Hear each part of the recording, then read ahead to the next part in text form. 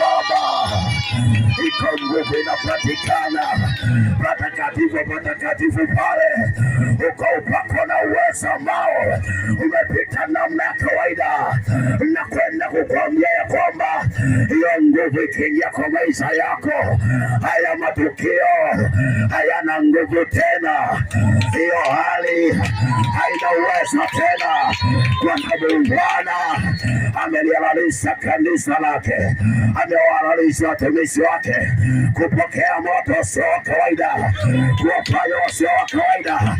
Natamani nikukumbushe ya kwamba Bwana aliona wakina Petro ni watu wa kawaida, akawaambia msitoke hapa mpaka mtakapovikwa nguvu, mpaka mtakapokea moto. Na siku ya Pentekoste walipokea moto.